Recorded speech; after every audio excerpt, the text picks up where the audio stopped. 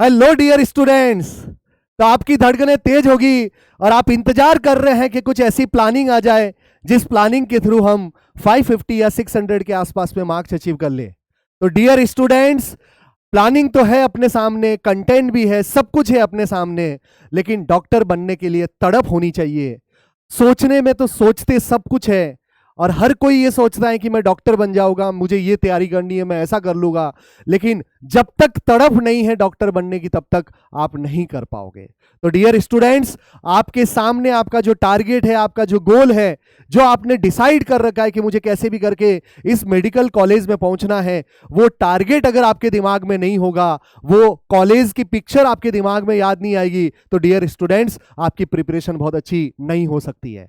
तो आपको अपने सामने अपने टारगेट को रखना है, अपने माइंड के अंदर एनी टाइम आपके दिमाग में अपना टारगेट जो है वो आना चाहिए। तो डियर स्टूडेंट्स, कुछ इसी तरह से हम प्लानिंग लेके आए हैं सो दैट आपकी प्रिपरेशन बहुत अच्छी हो जाए। आपने जितना भी प्रैक्टिस कर रखा है, मिड सेशन चल रहा है, ड्रॉपर के जो बच्चे हैं उनकी धड़कनें बहुत तेज होगी कि अभी 50% टाइम जो है वो चला गया है और 50% टाइम को कैसे हम और अच्छा करें सो दैट हमारी ग्रोथ ज़्यादा मिले। तो डियर स्टूडेंट्स, हर दिन मैं बच्चों से मिलता रहता हूं, बच्चों की प्रॉब्लम को सॉल्व करता हूं और बच्चे इस टाइम पर, ये ऐसा टाइम है, अक्टूबर एंड वाला टाइम और नवंबर फर्स्ट वीक, ये ऐसा टाइम होता है जहां पे बहुत सारे बच्चे गिव अप करते हैं।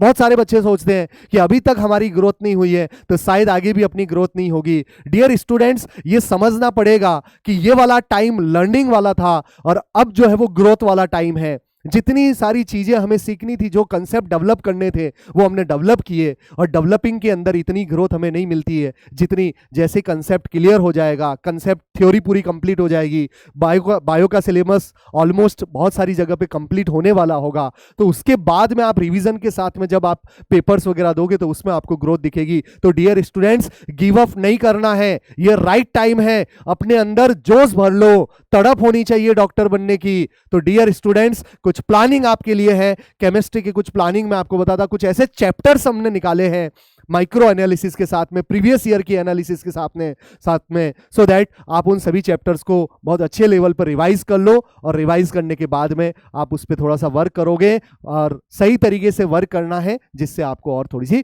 ग्रोथ मिले। तो डियर स्टूडेंट, सबसे पहले प्लानिंग स्टार्ट करने से पहले, बताने से पहले मैं ये चीज बोल देता हूं कि आपके जितने भी वीक टॉपिक है, और हर वीडियो के अंदर मैं बोलता हूं कि आपके जितने भी वीक टॉपिक है उन सभी वीक टॉपिक पे आप वर्क करो।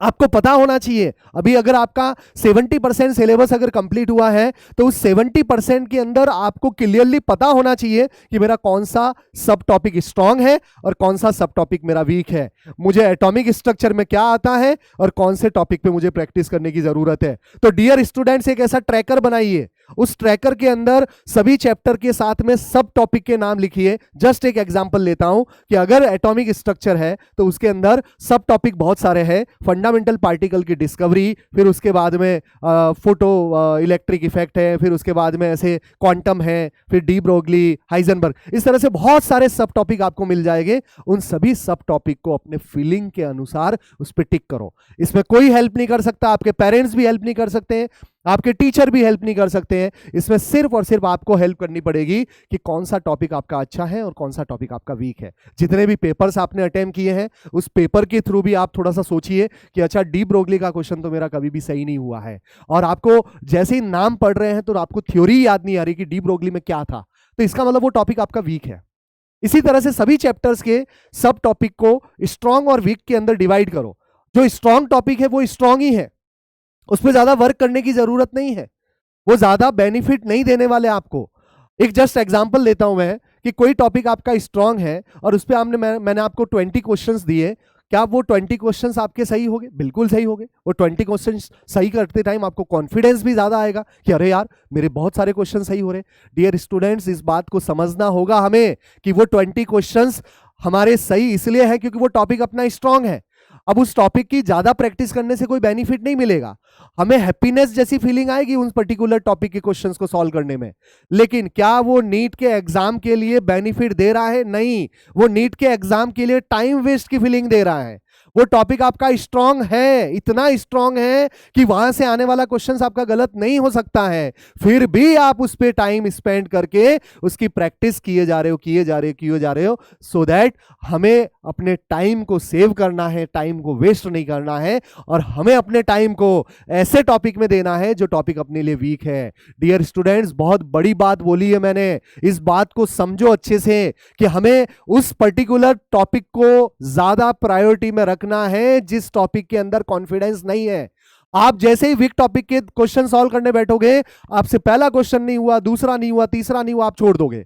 डियर स्टूडेंट्स, इसी बात को समझना है कि उस वीक टॉपिक के 20 क्वेश्चन अगर मैं सॉल्व कर दूं और उसमें से अगर 50% सही हो रहे हैं, 50% नहीं हो रहे हैं, और वो टीचर से अगर मैं डिस्कस कर लूं और डिस्कस करने के बाद में अगर वो कंसेप्ट डेवलप हो जाए और वो टॉपिक अगर स्ट्रांग में कन्वर्ट हो रहा है, तो डियर स्टूडेंट्स यही तो हमें चाहिए, हमें यही तो ग्रोथ दिलाएगा। हमें 400 से 600 तक कौन ले जाएगा? हमें वीक टॉपिक ही ले जाएंगे।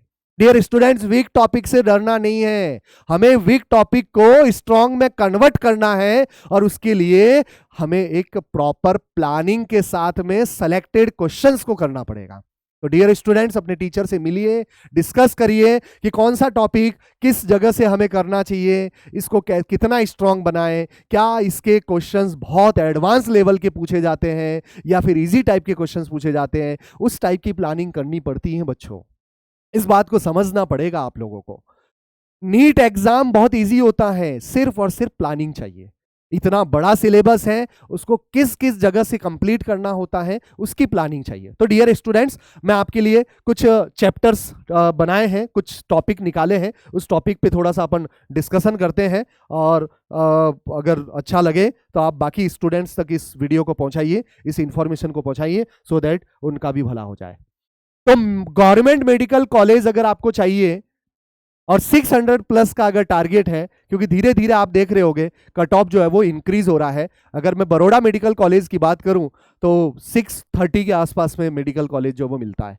तो डियर स्टूडेंट्स, 600 प्लस का ही टारगेट बनाएं, सो दैट कैसे भी करके हम गवर्नमेंट मेडिकल कॉलेज पे पहुंच जाए। 600 प्लस के लिए आपको बायोलॉजी के अंदर 330 प्लस मार्क्स अचीव करने पड़ेंगे, आपको केमिस्ट्री के अंदर 150 प्लस मार्क्स लाने पड़ेंगे, और फिजिक्स के अंदर 140 प्लस के आसपास में आपको मार्क्स लाने पड़ेंगे। इस तरह से हमें चैप्टर्स को डिवाइड करना पड़ेगा। और केमिस्ट्री के अंदर 150 प्लस कैसे आएंगे, इस पे थोड़ा सा अपन वर्क करते हैं। 600 प्लस या 150 प्लस लाने का एक ही तरीका है dear students, only and only hard work. Hard work कभी भी आपको नेगेटिव में नहीं ले जाएगा डियर स्टूडेंट्स, उसका रिजल्ट हमेशा पॉजिटिव ही मिला है।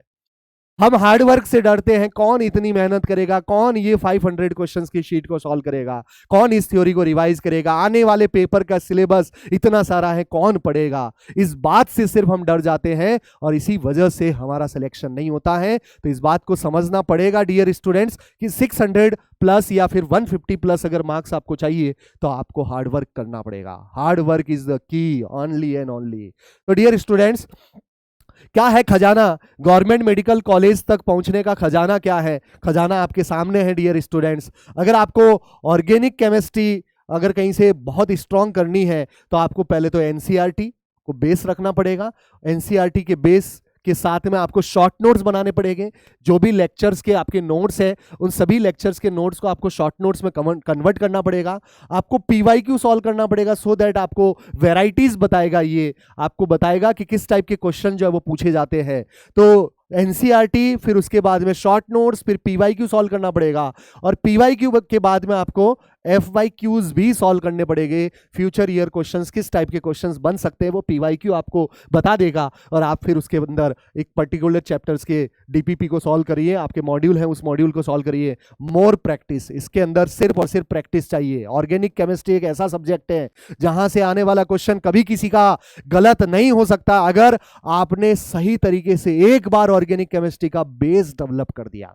अगर एक बार अपने जीओसी और हाइड्रोकार्बन को बहुत अच्छे से कर दिया तो पूरा 12th का ऑर्गेनिक केमिस्ट्री आपके लिए बहुत इजी है डियर स्टूडेंट्स। इस बात को समझिए, 2 चैप्टर में जी जान लगा दीजिए। ऑर्गेनिक केमिस्ट्री का वेटेज इस बार इंक्रीज होने वाला है। आप लोगों को पता है कि 10 चैप्टर के आसपास में रिमूव कर दिया केमिस्ट्री के अंदर, और केमिस्ट्री के 10 चैप्टर जो रिमूव किए हैं वो इनऑर्गेनिक के हैं, और इनऑर्गेनिक के चैप्टर्स को अगर रिमूव किया है तो 50 क्वेश्चंस तो रिमूव नहीं किए ना, 50 के 50 क्वेश्चंस तो आने वाले हैं, और 50 क्वेश्चंस आने वाले हैं तो बट ऑब्वियस फिजिकल केमिस्ट्री और ऑर्गेनिक केमिस्ट्री का वेटेज जो है वो बढ़ा दिया है। फिजिकल केमिस्ट्री और ऑर्गेनिक केमिस्ट्री का वेटेज बढ़ जाएगा डेफिनेटली, क्योंकि इनऑर्गेनिक को हटा दिया है।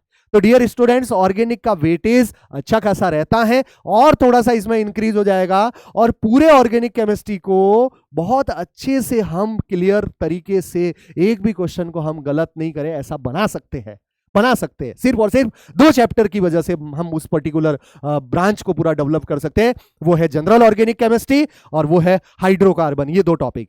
डियर स्टूडेंट्स, इनऑर्गेनिक के लिए कंप्लीटली जो भी चैप्टर्स अभी पेंडिंग जो भी बचे हुए हैं, बहुत कम चैप्टर्स है इनऑर्गेनिक के अब, और इनऑर्गेनिक के जो भी चैप्टर्स है उसमें भी थोड़ा बहुत रिड्यूस कर दिया है पोर्शन। और डेफिनेटली एनसीईआरटी के बाहर आपको नहीं जाना है, एनसीईआरटी एग्जाम्पलर के आसपास में रहना है। तो बेसिकली एनसीईआरटी से पूरा कंप्लीट करना है। प्रैक्टिस के फॉर्म में आपको एनसीईआरटी एग्जाम्पलर का यूज करना है। एनसीईआरटी एग्जाम्पलर के अंदर मैट्रिक्स वाले क्वेश्चंस को भी सॉल्व करना है। डियर स्टूडेंट्स, बहुत इंपॉर्टेंट है एनसीईआरटी एग्जाम्पलर, बहुत बार क्वेश्चंस पूछे गए, और फिर उसके बाद में पीवाईक्यू लगा दो सो दैट आपको कॉन्फिडेंस आ जाएगा कि अरे यार एनसीईआरटी पढ़ने से ही मेरे पीवाईक्यू सॉल्व हो रहे हैं, तो क्या डरने की बात है, इनऑर्गेनिक के तो सभी क्वेश्चंस हम सही कर देंगे। डियर स्टूडेंट्स, फिजिकल केमिस्ट्री की अगर मैं बात करूं तो ये लेक्चर्स पे बहुत डिपेंडेंट है, आपके क्लास नोट्स पे बहुत ज़्यादा फोकस करना पड़ेगा, वेराइटीज़ को पकड़ना पड़ेगा, केस स्टडी करनी पड़ेगी कि इस पर्टिकुलर टॉपिक के अंदर ये केस स्टडी होती है। फिर बेसिक कंसेप्ट डेवलप होने के बाद में एनसीईआरटी को भी एक बार गो थ्रू करके फिर एनसीईआरटी की एक्सरसाइज को सॉल्व कर दो। एनसीईआरटी की एक्सरसाइज को फिजिकल केमिस्ट्री के लिए सॉल्व करना चाहिए। बहुत अच्छे अच्छे क्वेश्चन हैं एनसीईआरटी के अंदर, इंटेक्स के क्वेश्चन, एग्जाम्पल, फिर पीछे एक्सरसाइज के क्वेश्चन जो फिजिकल केमिस्ट्री के हैं उनको सॉल्व करिए। वहीं से क्वेश्चन जो है वो 4 ऑप्शन के फॉर्म में, एमसीक्यू के फॉर्म में आपके सामने आएगा। तो फिजिकल केमिस्ट्री का वेटेज बहुत सारा है, इसलिए बहुत प्रैक्टिस की जरूरत है, बहुत सारी प्रैक्टिस करनी पड़ेगी। पीवाईक्यू आपको डेफिनेटली कॉन्फिडेंस देगा कि भाई बहुत इजी टाइप के क्वेश्चन जो है वो पूछे जा रहे हैं, तो डेफिनेटली आपके क्वेश्चन जो सही हो गए। तो लेक्चर्स को पूरा क्लियर रखो, बेसिक कंसेप्ट को पूरा क्लियर रखो कि किस जगह पे कौन सा फॉर्मूला लगाना है, और जब भी आप मॉड्यूल सॉल्व करो, जब भी आप कोई रेफरेंस बुक लगाओ, कोई भी डीपीपी सॉल्व करो, अपने सामने शॉर्ट नोट्स को रखो। डियर स्टूडेंट, शॉर्ट नोट्स नहीं बनाओगे तब तक आप एक फनल नहीं बना सकते। बेसिकली बहुत सारे बच्चे जो है वो क्वेश्चंस को कैसे सॉल्व करते हैं, जैसे ही पेपर लिखने बैठते हैं, प्रैक्टिस करते हैं, तो उस टाइम पर फनल बनाते हैं। सबसे पहले देखते हैं कि अच्छा ये क्वेश्चन एटॉमिक स्ट्रक्चर का है, फिर उसके बाद में एटॉमिक के अंदर फिर कौन से सब टॉपिक का है, तो आपके दिमाग में भी वो सब टॉपिक आया, फिर सब टॉपिक जैसे याद आएगा तो उससे रिलेटेड बातें आपको उस टाइम पर याद आनी शुरू करेगी। अच्छा इसके अंदर तो ये फॉर्मूला लगाते थे, ये लगाते थे, ये लगाते थे। अगर आपने पहले से प्रैक्टिस अच्छी कर रखी है उस पर्टिकुलर सब टॉपिक की, तो आपको तुरंत वो केस स्टडी याद आएगी एग्जाम के अंदर कि इस क्वेश्चन को तो मैंने ऐसे सॉल्व किया है, मतलब इस तरह से हमें सॉल्व करना है। तो डियर स्टूडेंट्स, प्रैक्टिस की बहुत ज्यादा जरूरत है ऑर्गेनिक और इनऑर्गेनिक के अंदर, सॉरी फिजिकल केमिस्ट्री के अंदर। इनऑर्गेनिक के अंदर आप लोग सिर्फ और सिर्फ एनसीईआरटी करते रहो, एनसीईआरटी से बाहर कुछ भी नहीं आने वाला है, आप सब लोगों को पहले से पता है। और चाहते हो अगर कि 5 मई को जो नीट का एग्जाम है और उसी दिन इवनिंग के अंदर हम अपने नाम के आगे टैग लगा दे कि my name is doctor Hanuman Pariyar, अगर इस तरह से आप अगर टैग लगाना चाहते हो तो 5 मई की इवनिंग के अंदर आप टैग लगा सकते हो। लेकिन उसके लिए खजाना सिर्फ और सिर्फ ये है, आपको प्रैक्टिस करनी पड़ेगी कि जो जो पॉइंट्स मैंने बताए उस पॉइंट्स को फॉलो करना पड़ेगा। कैसे करना है, कौन से चैप्टर्स इंपॉर्टेंट है, कौन से चैप्टर्स को ज्यादा वेटेज देना है, आइए थोड़ा सा उस पर भी अपन डिस्कस करते हैं। तो सबसे पहले बात कर रहा हूं मैं ऐसे चैप्टर्स की जो आपको सिलेक्शन देगा, ऐसे चैप्टर जिसको नहीं किया तो सिलेक्शन नहीं होगा, और जिसको कर दिया तो मजा आ जाएगा, मजा आ जाएगा। ऐसे चैप्टर से ये जिसको हमने रेड जोन केमिस्ट्री बोला है, ये केमिस्ट्री के रेड जोन वाले चैप्टर्स है। कौन कौन से चैप्टर्स है आपने नाम सुने? Coordination compound is very very important, chemical bonding is very very important. Chemical bonding आता है तो पूरी इनऑर्गेनिक को आप कनेक्ट कर पाओगे। केमिकल बॉन्डिंग पे जितना टाइम दे सकते हो उतना टाइम दीजिए। केमिकल बॉन्डिंग बहुत सारे बच्चों को टफ इसलिए लगती है क्योंकि प्रैक्टिस नहीं करते हैं, उतने क्वेश्चन सॉल्व नहीं किए हुए होते हैं। तो काम करिए इस पे, कम से कम 1000 क्वेश्चन सॉल्व करिए, 1000 क्वेश्चन सॉल्व करिए इस पे, तब जाके कंसेप्ट जो है वो डेवलप्ड होगे, तब जाके वेराइटीज आपको याद होगी कि अच्छा इस क्वेश्चन को हमें ऐसे सॉल्व करना है। Coordination compound very very important, chemical bonding very very important. Organic chemistry के अंदर एल्डिहाइड कीटोन कार्बोक्सिलिक एसिड से बहुत सारे क्वेश्चंस बनते हैं। जनरल ऑर्गेनिक केमिस्ट्री को अच्छे से अगर क्लियर कर दोगे, इसको बहुत अच्छा कर दिया, तो ऑर्गेनिक केमिस्ट्री के रिमेनिंग जो चैप्टर्स है, हेलो एल्केन, एल्डिहाइड कीटोन, ये बहुत अच्छे हो जाएंगे, बहुत बढ़िया हो जाएंगे। कंसेप्ट के अनुसार आप कंसेप्ट अगर आपके डेवलप्ड है, आप चीजों को समझते हुए जा रहे हो, आप किसी भी क्वेश्चन को अगर सॉल्व कर रहे हो तो अपने फंडामेंटल कंसेप्ट से सॉल्व कर रहे हो, क्यों नहीं वो चैप्टर आपका अच्छा होगा, होना ही है, डेफिनेटली होगा भाई। तो ये सभी चैप्टर्स ऐसे हैं जो ज्यादा वेटेज वाले, इलेक्ट्रोकेमिस्ट्री 2-2, 3-3 क्वेश्चन पूछे जा सकते हैं। एनसीईआरटी की जितनी भी नेम रिएक्शन है, उन सभी नेम रिएक्शन को एक पर्टिकुलर पेज पे लिखो, एक चार्ट बनाओ, उस चार्ट को अपने स्टडी टेबल के सामने चिपकाओ, चलते फिरते उसको देखते रहो। घर वालों से या अपने फ्रेंड से बोलो कि ये नेम रिएक्शन है, इससे मुझे कोई भी क्वेश्चन पूछो, मैं उसका आंसर दूंगा, और इस तरह से ही वो टॉपिक जो है वो क्लियर होता है। तो ये सभी चैप्टर्स ऐसे हैं जिसमें एटलीस्ट आपको पर चैप्टर 1000 क्वेश्चन सॉल्व करने चाहिए। अगर 1000 क्वेश्चन अगर सॉल्व नहीं कर रहे हो तो उसकी सभी वैरायटीज को आप कवर नहीं कर रहे हो, और सभी वैरायटीज को अगर कवर नहीं कर रहे हो तो डेफिनेटली कॉन्फिडेंस वाली बात नहीं आ पाएगी। हाँ, 100 क्वेश्चन सॉल्व अगर आपने सही किए और 100 के 100 सही हुए तो इसका मतलब यह है कि आपका चैप्टर स्ट्रांग हो गया, लेकिन वो वैरायटीज सभी कवर हुई है या नहीं वो नहीं पता चलेगा। 100 क्वेश्चंस बहुत कम होते हैं, हमें 1000 के आसपास में पहुंचना पड़ेगा, तब जाके वो सभी क्वेश्चंस जो है वो क्या होने वाले, सही होने वाले हैं। डियर स्टूडेंट्स, ये रेड जोन केमिस्ट्री है, देख लो इसको, रेड वाले पार्ट को, एक भी क्वेश्चन यहां से आने वाला गलत नहीं होना चाहिए, और सभी चैप्टर्स ऐसे हैं जहां से 3-3, 2-2 क्वेश्चंस नीट के अंदर पूछे जाते, बहुत अच्छा खासा वेटेज है। Dear students, yellow zone chemistry के अंदर हमने कुछ चैप्टर्स को डाला है जिसको आपको वेटेज तो देना है, लेकिन रेड जोन से थोड़ा सा कम मैं इनको वेटेज देता हूं। इंपॉर्टेंट टॉपिक है। इक्विलिब्रियम के अंदर केमिकल इक्विलिब्रियम से ज्यादा क्वेश्चंस नहीं पूछे जाते हैं, इस बात को आपको समझना पड़ेगा। केमिकल इक्विलिब्रियम को 2 पार्ट में डिवाइड कर रखा है, सॉरी इक्विलिब्रियम को 2 पार्ट में डिवाइड कर रखा, केमिकल एंड आयोनिक। केमिकल के अंदर देखोगे तो लास्ट 10 ईयर की आप पूरी एनालिसिस कर दो, आपका एक भी क्वेश्चन जो है वो फर्स्ट पार्ट से नहीं पूछा गया है। केमिकल इक्विलिब्रियम का लास्ट जो टॉपिक है, फैक्टर अफेक्टिंग इक्विलिब्रियम, है ना, लीच अटेलियर प्रिंसिपल जो है, उस प्रिंसिपल से ही क्वेश्चन जो वो पूछे गए। आप 10 साल की पूरी एनालिसिस कर दो, इस एनालिसिस के साथ में आप प्रैक्टिस करना स्टार्ट करो, तो इक्विलिब्रियम के अंदर आयोनिक वाला पार्ट क्या है, बहुत इंपॉर्टेंट है, बहुत इंपॉर्टेंट पार्ट है आयोनिक। इस पे जितनी प्रैक्टिस कर सकते हो उतनी प्रैक्टिस करो। पी ब्लॉक के अंदर बहुत सारी चीजें रिड्यूस कर दी, 70% सिलेबस रिड्यूस कर दिया भाई, 70% सिलेबस, 70%। पी ब्लॉक 13 से लगा के 18 तक सिर्फ और सिर्फ फिजिकल प्रॉपर्टी और कुछ कंपाउंड, जो केमिकल प्रॉपर्टी के अंदर कुछ कुछ केमिकल बॉन्डिंग से जो कनेक्टेड हो सकता है, जो स्ट्रक्चर वाला पार्ट है, बस उसको आप क्लियर करिए। 70% सिलेबस रिड्यूस कर दिया सिर्फ और सिर्फ प्रॉपर्टीज, और वो प्रॉपर्टीज भी पीरियोडिक टेबल के अंदर पूरी कवर हो जाती है। तो पी ब्लॉक बहुत इजी हो चुका है। अमाइंस के अंदर रिडक्शन वाला पार्ट पीछे वाला रिड्यूस कर दिया है, बट चैप्टर बहुत इजी है। हाइड्रोकार्बन को बहुत अच्छे से कर लो भाई, बहुत अच्छे से कर दो। थर्मोडायनेमिक्स को भी बहुत अच्छे से कर दो। थर्मोडायनेमिक्स के अंदर थर्मोकेमिस्ट्री को करो। देखो 10 साल के क्वेश्चंस आप लोग, थर्मोकेमिस्ट्री से सबसे ज्यादा क्वेश्चंस पूछे गए। थर्मोडायनेमिक्स को 2 पार्ट में डिवाइड कर दिया, थर्मोडायनेमिक्स और दूसरा पार्ट है थर्मोकेमिस्ट्री। थर्मोकेमिस्ट्री से ज्यादा क्वेश्चंस पूछे जाते हैं।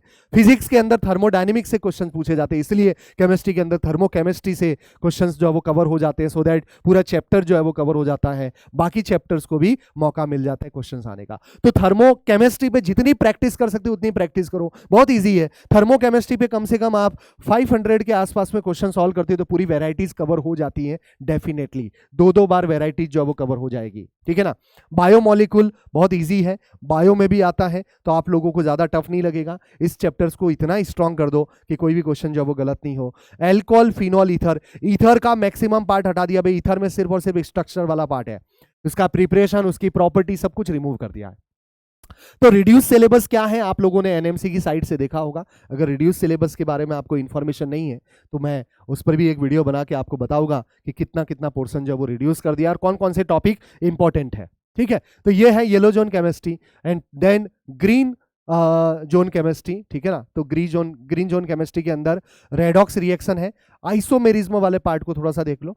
सॉल्यूशन पार्ट बहुत इजी है, बहुत इजी है। और आईयूपीसी वाले पार्ट को आप देखिए। सॉल्यूशन वाले पार्ट से एक क्वेश्चन कंफर्म आते ही है और वो आता है कॉलिगेटिव प्रॉपर्टी से। तो कॉलिगेटिव प्रॉपर्टी पे अगर आप 100 के आसपास में क्वेश्चन अगर सॉल्व कर देते हो तो डेफिनेटली पूरा का पूरा चैप्टर जो है वो आपका रिकॉल हो जाएगा। रेडॉक्स रिएक्शन के अंदर इक्विवेलेंट वेट वाले पे थोड़ा सा फोकस करिए, इक्विवेलेंट वेट से क्वेश्चन पूछा जाता है। और सेल्फ ऑक्सीडेशन रिडक्शन वाला, डिस्प्रोपोर्शनेशन वाले पार्ट पे आपको थोड़ा सा फोकस करना चाहिए। तो ये चैप्टर्स, इसके सब टॉपिक को अगर स्ट्रॉन्ग कर दोगे ना तो ये चैप्टर आपका क्लियर हो जाएगा। ग्रीन जोन केमिस्ट्री का मतलब सब टॉपिक को क्लियर करना, आपका चैप्टर क्या हो जाएगा, बहुत स्ट्रांग हो जाएगा। क्लियर, चैप्टर वाइज सभी सब टॉपिक है। तो ये मैं आपको पीडीएफ के फॉर्म में दे दूंगा, ये पर्टिकुलर चैप्टर में कौन कौन से सब टॉपिक इंपॉर्टेंट है। इन सभी इंपॉर्टेंट टॉपिक पे भी आपको थोड़ा सा फोकस करना चाहिए। कौन कौन से इंपॉर्टेंट टॉपिक है इस पे अपन माइक्रो लेवल पे थोड़ा सा डिस्कशन करेंगे, है ना। इस वीडियो के बाद में एक सेकेंड वीडियो में बनाऊंगा, उस सेकेंड वीडियो के अंदर माइक्रो लेवल पे थोड़ा सा अपन डिस्कशन करेंगे। ठीक है, चलो बढ़िया। ये 12th का पोर्शन है, ये 12th के कुछ इंपॉर्टेंट टॉपिक्स हैं। इलेक्ट्रोकेमिस्ट्री में कौन कौन से, इसमें थोड़ा सा अपन डिटेल में डिस्कशन करेंगे सो दैट पूरा क्लियर हो जाए कि कौन सा टॉपिक इंपॉर्टेंट है, कौन सा टॉपिक इंपॉर्टेंट नहीं है। राइट, तो पीडीएफ के फॉर्म में आपको सभी चैप्टर के सब टॉपिक जो है वो मिल जाएंगे, बट अपन थोड़ा सा डिटेल में डिस्कस भी करेंगे इसमें कि इस पर्टिकुलर टॉपिक के अंदर इस पर्टिकुलर सब टॉपिक पे थोड़ी सी प्रैक्टिस ज़्यादा करनी चाहिए। तो मैं डेफिनेटली बताऊंगा इस पर्टिकुलर वीडियो के बाद में। लेकिन लोग कहते हैं कि डॉक्टर बनना बहुत बड़ा लक्ष्य है, लोग कहते हैं डॉक्टर बहुत बड़ा लक्ष्य है। अरे जनाब, अब कैसे बताऊं आपको कि डॉक्टर अब लक्ष्य नहीं, हमारी जिंदगी है, जिंदगी। हमें डॉक्टर बनना है डियर स्टूडेंट्स, ठीक है ना। डॉक्टर बनने और आपके सपने पूरे होने में बस अब कुछ और कोशिशों का फासला है। दिन हर दिन आपका कम होता जा रहा है, एक एक दिन आपका कम हो रहा है। आप अगर पूरा अपने स्टडी टेबल के सामने अगर काउंटडाउन स्टार्ट कर दोगे, डेज की बैक कैलकुलेशन अगर शुरू कर दोगे, तो आपको लगेगा कि अरे यार मेरे दिन तो बहुत वेस्ट हो रहे हैं, एक दिन कैसे निकल गया पता ही नहीं चल रहा है, एक एक दिन अब कम हो रहा है। आप बैक कैलकुलेशन को शुरू कर दीजिए और यही आपके लिए कैटलिस्ट की तरह वर्क करेगा। तो डियर स्टूडेंट्स, डॉक्टर बनना आप कोई बड़ी बात नहीं है। प्लानिंग के साथ में एक सही तरीके से अगर आप वर्क करना शुरू कर दोगे तो डेफिनेटली आपको कोई रोक नहीं सकता है डॉक्टर बनने के लिए। जी हाँ, आप एक पर्टिकुलर मेंटर के अंडर अपनी जो भी प्रॉब्लम है उस प्रॉब्लम को सॉल्व करते रहिए। आप अपनी प्रॉब्लम को डिस्कस करिए अपने रेस्पेक्टिव टीचर के साथ में। सब्जेक्ट वाइज तो सभी टीचर से आप डिस्कस करते ही होंगे अपने सब्जेक्ट टीचर से, लेकिन एक मेंटर के साथ में भी अपना डिस्कशन जो है वो स्टार्ट करिए, जिसमें अपनी प्रॉब्लम को बता सकते हो कि सर मैंने इस तरह से अपनी प्लानिंग की थी, इस बार मैंने ये सिलेबस जो है वो इतने टाइम में कंप्लीट करने का सोचा था, लेकिन एफिशिएंसी जो है वो इंक्रीज नहीं हो रही है। किस तरह से हम अपनी एफिशिएंसी को थोड़ा सा इंक्रीज, बहुत सारे सब टॉपिक रहते हैं, वो सब टॉपिक आपके दिमाग में रैंडमली उसी टाइम पे आते हैं। तो डियर स्टूडेंट्स, मिलते हैं नेक्स्ट वीडियो में, जिसमें हमारे पास में जितने भी चैप्टर्स हैं उन सभी चैप्टर्स के अंदर जो सब टॉपिक है उस सब टॉपिक पे अपन थोड़ा सा डिस्कशन करेंगे। हालांकि वो सब टॉपिक मैं अभी से आपको दे रहा हूं पीडीएफ के फॉर्म में, लेकिन उस सब टॉपिक पे अपन पूरा डिस्कशन करेंगे सो दैट आपको पता चले कि कौन से सब टॉपिक पे ज्यादा वेटेज देना और कौन से सब टॉपिक पे थोड़ा सा कम वेटेज देना। तो डियर स्टूडेंट्स, मिलते हैं नेक्स्ट वीडियो में। Wish you all the best. अपनी प्रिपरेशन को कंटिन्यू रखिए और अपने सामने अपने गोल को रखिए और हर दिन अपने गोल को याद करिए और अपने दिन की शुरुआत करिए और एंड होते टाइम अपने आप को बोलिए कि यार क्या आपने अपना बेस्ट टाइम आज दिया है, नहीं दिया है तो कल थोड़ा सा और ऐड करेंगे, परसों और थोड़ा सा ऐड करेंगे। इस दिन मतलब इस तरीके से अपने जो भी रिमेनिंग डेज है उन रिमेनिंग डेज के अंदर अपनी एफिशिएंसी को बढ़ा के वर्क करना स्टार्ट करिए। कौन कहता है कि डॉक्टर नहीं बन सकते हैं? मैंने ऐसे ऐसे स्टूडेंट्स को देखा है जो 400 से 600 पे पहुंचे हैं इस 6 मंथ की प्रिपरेशन के अंदर। 6 महीने बहुत बड़ी बात है, ये आपको बहुत अलग लेवल पे ले जाएगा। अगर आपकी ग्रोथ अभी तक नहीं हुई है तो बने रहिए, अपनी कंसिस्टेंसी को मेंटेन रखिए। ऐसा नहीं कि आप बैक फुट पे आ जाओ, हमारे से कुछ नहीं हो रहा मतलब कुछ नहीं होगा। मैं देखता रहता हूँ बहुत सारे बच्चे जो है वो कांटेक्ट में, बहुत सारे बच्चे जो है बताते रहते सर अब ये ग्रोथ नहीं हो रही है, अब ये नहीं हो रहा है। कोई बोल रहा है कि सर मैं तो प्रिपरेशन छोड़ रहा, मैं तो बीएससी की तरफ जा रहा हूँ। डियर स्टूडेंट्स, अब आपने अगर टाइम दिया है, अगर आपने 6 महीने दे दिए तो और थोड़ा सा टाइम लगाइए और प्रिपरेशन को कंटिन्यू रखिए और हार्डवर्क पे कोई कमी मत रखिए। अब अपने आप से कभी धोखा मत दीजिए, और जब भी आप नाइट में सो तो एक अच्छी फीलिंग आनी चाहिए कि आज का मेरा दिन बहुत अच्छा गया है। इस तरीके से वर्क करिए डियर स्टूडेंट्स, कोई नहीं रोक सकता है आपको डॉक्टर बनने से। Wish you all the best. मिलते हैं नेक्स्ट वीडियो के अंदर जिसमें सब टॉपिक की अपन बातें करेंगे।